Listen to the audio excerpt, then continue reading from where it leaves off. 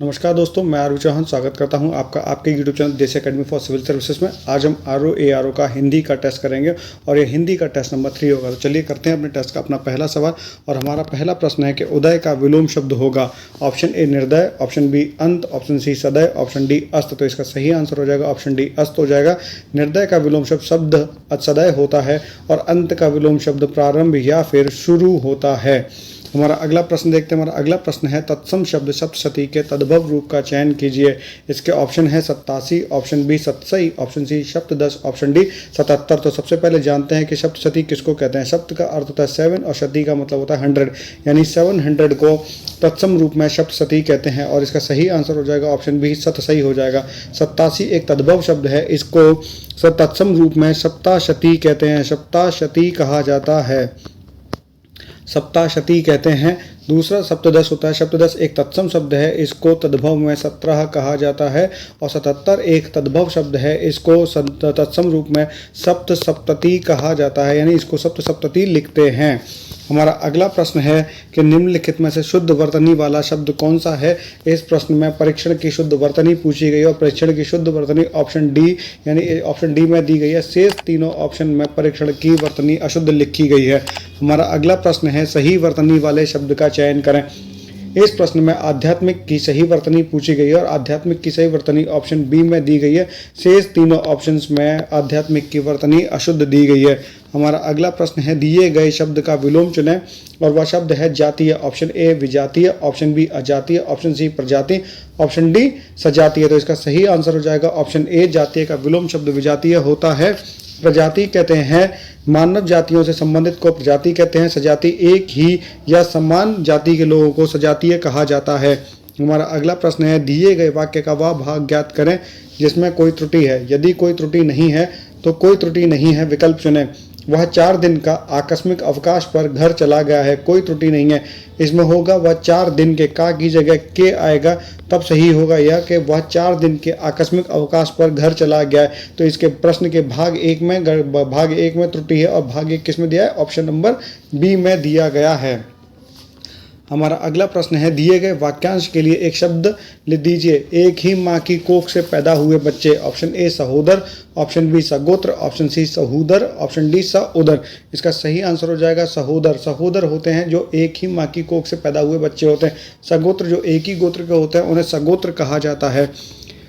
हमारा अगला प्रश्न है सार्वनामिक विशेषण का प्रयोग किस विकल्प में हुआ है। ऑप्शन ए 7 लोग समारोह में आ रहे हैं, ऑप्शन बी किताब के कुछ पृष्ठ शेष है, ऑप्शन सी वह घर अभी बना है, ऑप्शन डी थोड़ा घी लेकर आइए। पहले ऑप्शन में निश्चित संख्यावाचक विशेषण है क्योंकि यहाँ पर 7 लोग दिया गया है, संख्या दी गई है 7। दूसरे में अनिश्चित संख्यावाचक विशेषण है क्योंकि इसमें दिया गया कुछ पृष्ठ।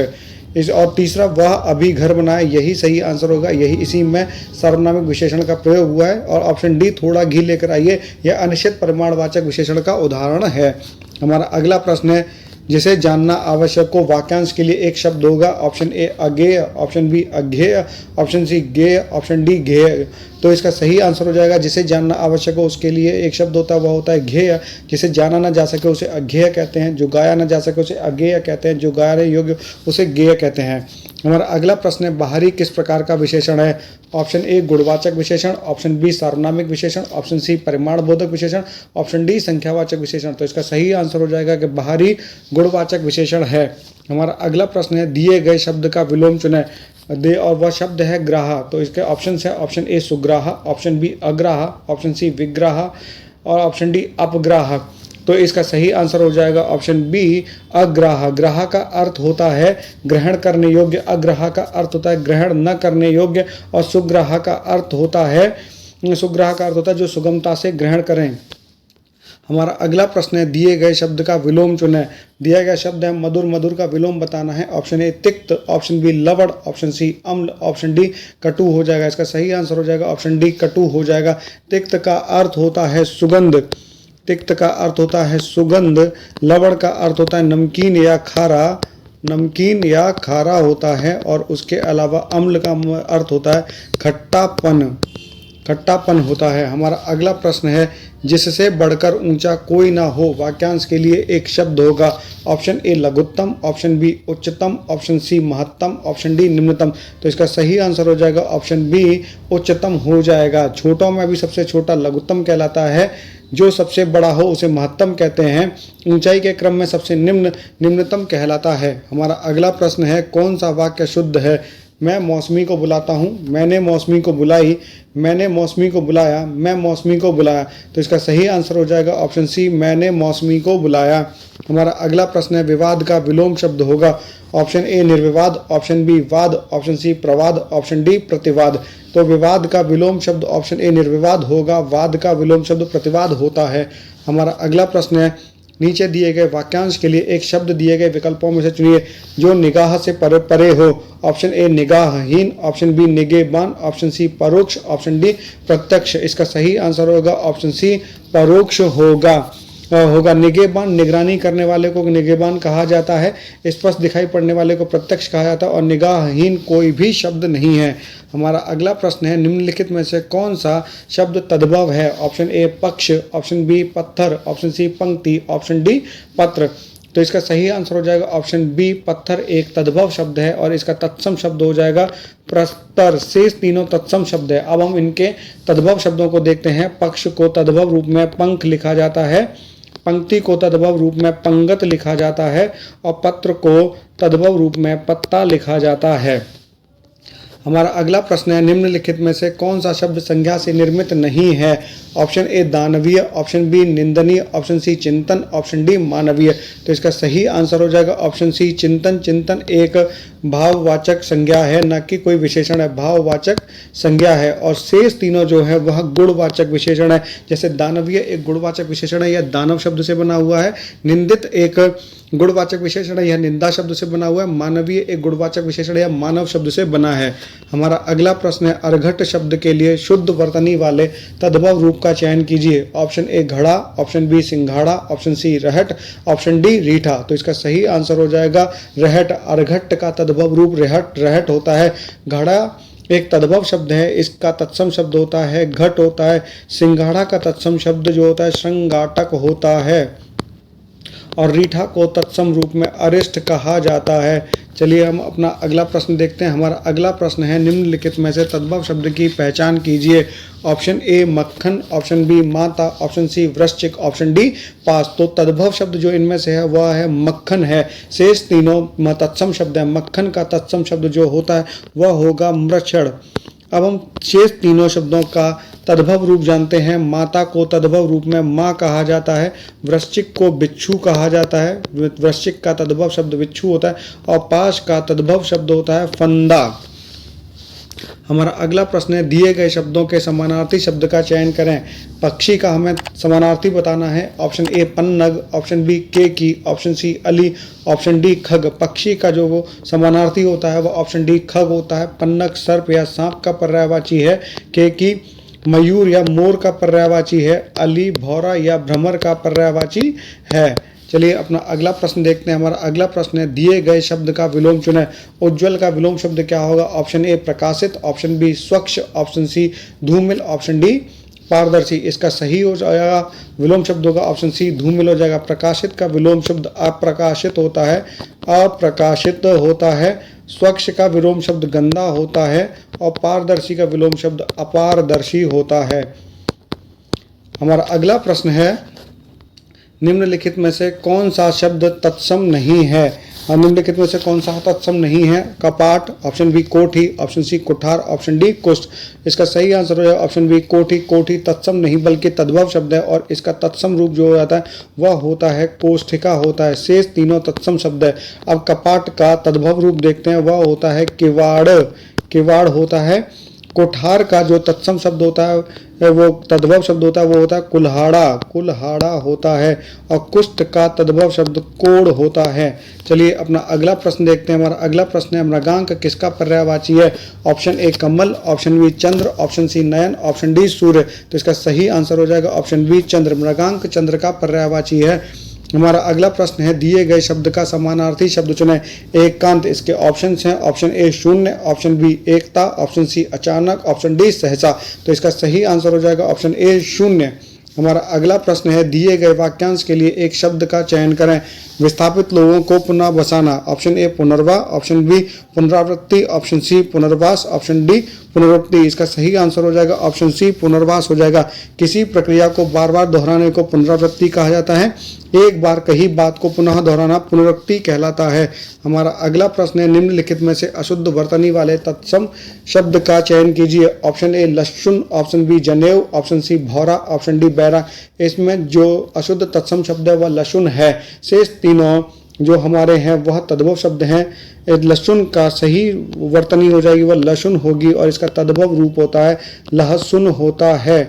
यह जनेऊ का जो तत्सम शब्द होता है वह होता है यज्ञोपवीत होता है। इसको तत्सम में यज्ञोपवीत लिखते हैं, भौरा को भ्रमर लिखते हैं और बैराग को वैराग्य लिखते हैं। तत्सम रूप में वैराग्य लिखते हैं।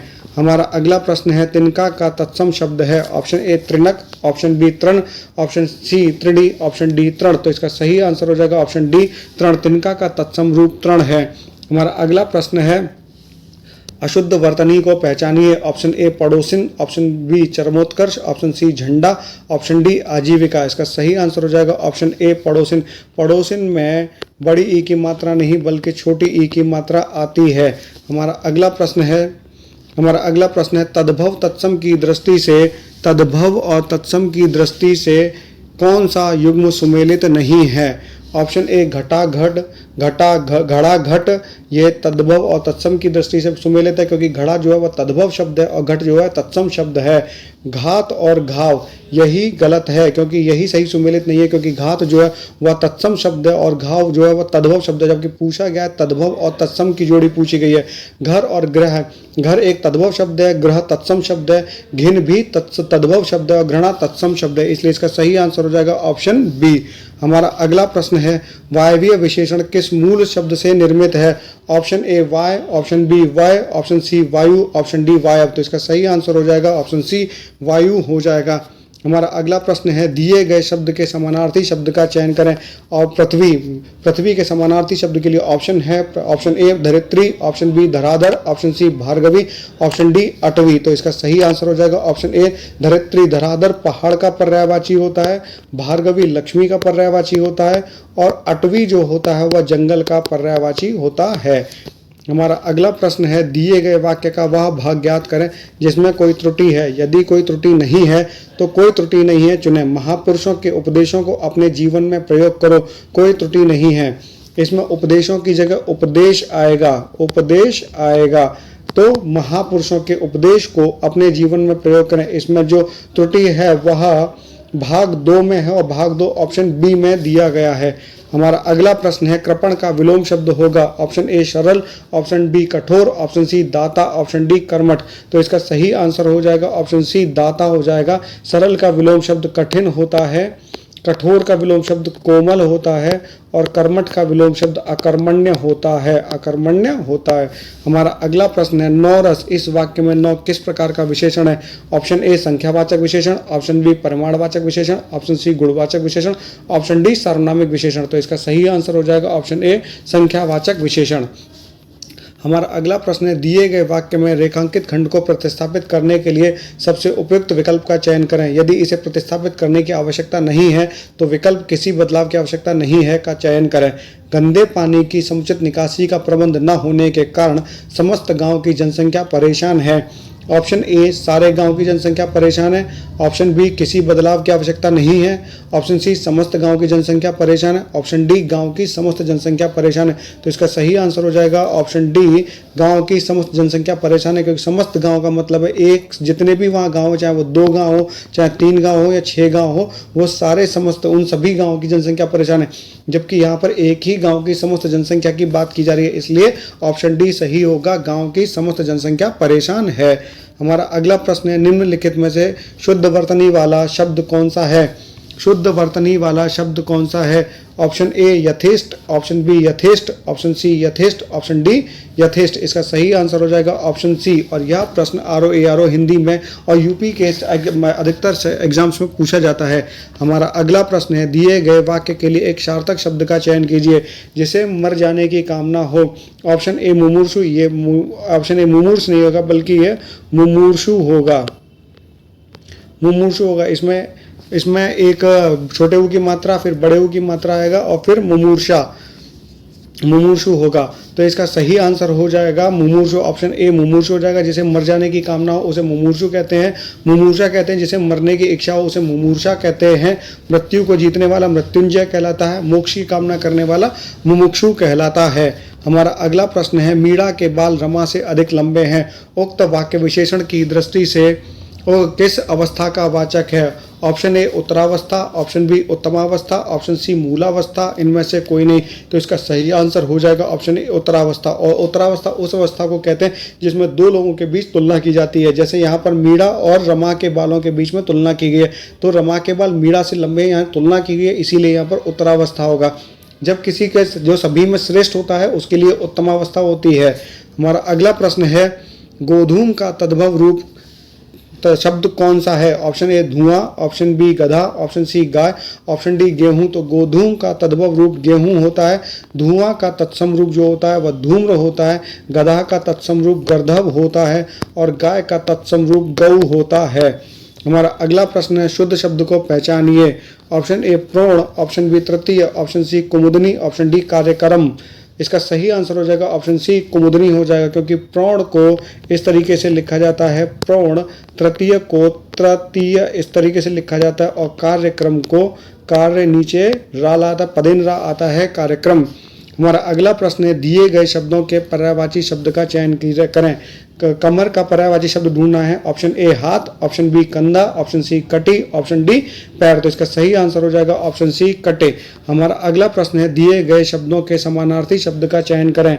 जो वह शब्द है इंद्र, ऑप्शन ए सोम, ऑप्शन बी बासव, ऑप्शन सी पारिजात, ऑप्शन डी धनद। तो इसका इंद्र का पर्यायवाची होगा ऑप्शन बी बासव होगा, क्योंकि सोम जो है वह अमृत का पर्यायवाची होता है, पारिजात कमल का पर्यायवाची होता है और धनद जो होता है वह कुबेर का पर्यायवाची होता है। हमारा अगला प्रश्न है, भार्या का पर्यायवाची शब्द है। भार्या का पर्यायवाची शब्द है ऑप्शन ए दुहिता, ऑप्शन बी पत्नी, ऑप्शन सी बहन, ऑप्शन डी पुत्री। तो वह इस भार्या का पर्यायवाची होता है पत्नी होता है। दुहिता का पर्यायवाची पुत्री होता है और बहन का पर्यायवाची सहोदरा या भगिनी होता है, सहोदरा या भगिनी होता है। हमारा अगला प्रश्न है, दिए गए शब्दों के समानार्थी शब्द का चयन कीजिए। दंतायुद्ध, दंतायुद्ध, ऑप्शन ए दंतावाल, ऑप्शन बी कंबू, ऑप्शन सी वराह, ऑप्शन डी काम्बुक। तो इसका सही आंसर हो जाएगा ऑप्शन सी वराह। वराह जो है वह सूअर का पर्यायवाची है और वही सूअर को ही दंतायुद्ध बोला जाता है। हमारा अगला प्रश्न है, विद्वान का पर्यायवाची है। ऑप्शन ए ऋषि, ऑप्शन बी मनीषी, ऑप्शन सी मुनि, ऑप्शन डी तपस्वी। तो इसका सही आंसर हो जाएगा ऑप्शन बी मनीषी। मनीषी विद्वान का पर्यायवाची है। से हमारा अगला प्रश्न है, दिए गए विकल्पों में से निम्नलिखित वाक्यांश के लिए एक शब्द का चयन कीजिए। अपने देश के साथ विश्वासघात करने वाला। ऑप्शन ए देश प्रेमी, ऑप्शन बी देशद्रोही, ऑप्शन सी दुर्भिक्ष, ऑप्शन डी विश्वासघाती। तो इसका सही आंसर हो जाएगा देशद्रोही। देश के साथ प्रेम करने वाला देश प्रेमी होता है।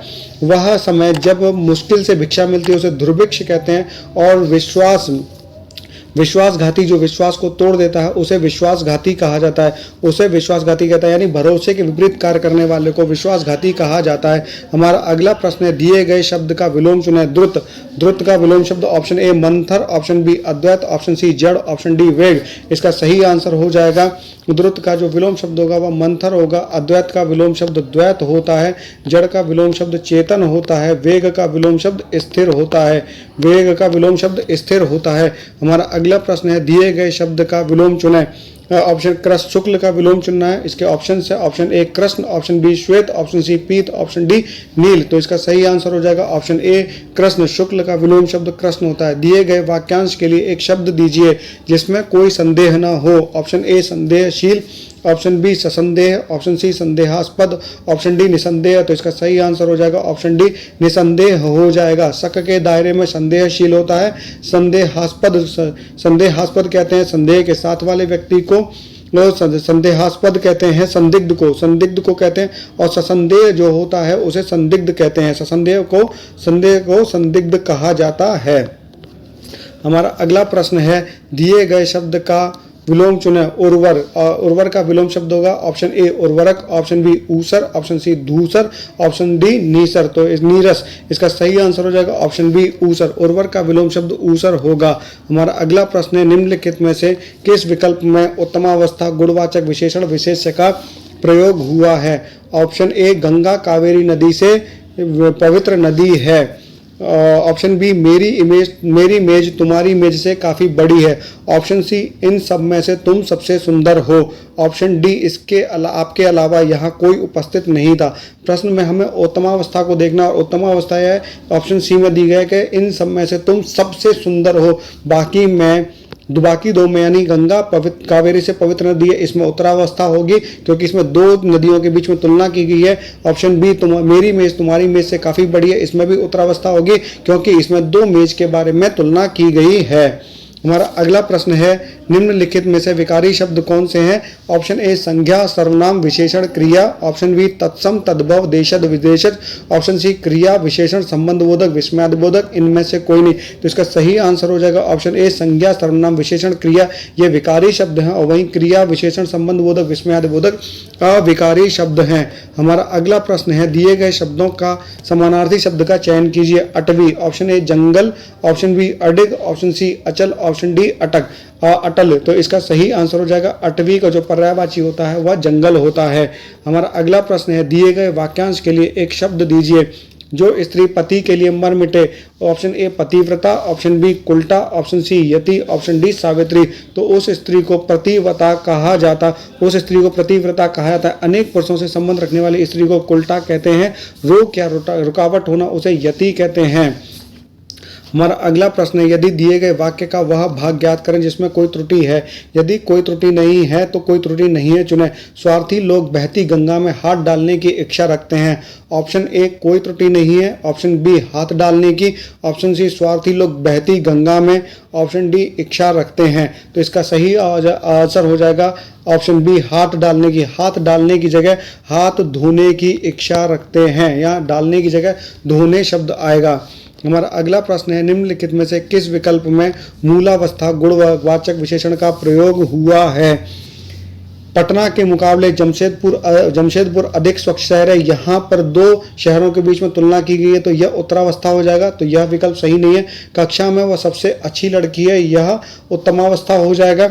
बनारसी साड़ी मुझे सबसे ज़्यादा पसंद है, यहाँ पर भी तुलना की गई है बनारसी साड़ी व अन्य साड़ियों के बीच में, इसलिए यह उत्तरावस्था हो जाएगा। हमारे घर के पास एक बड़ा सा तालाब है, यही हमारा गुणवाचक विशेषण होगा मूलावस्था वाला। हमारा अगला प्रश्न है, तत्सम शब्द वार्ता के तद्भव रूप का चयन कीजिए। ऑप्शन ए बौना, ऑप्शन बी बातुल्लग, ऑप्शन सी हो जाएगा बैंगन, ऑप्शन डी हो जाएगा बावला। तो इसका सही आंसर हो जाएगा ऑप्शन सी बैंगन। वार्ता का तद्भव रूप जो होता है वह बैंगन होता है। बौना का तत्सम रूप वामन होता है, और बातुल्लग जो है वह बावला का तत्सम रूप है। हमारा अगला प्रश्न है, श्रीदेवी के लिए सुवर मिला है। इस वाक्य में सु किस प्रकार का विशेषण है।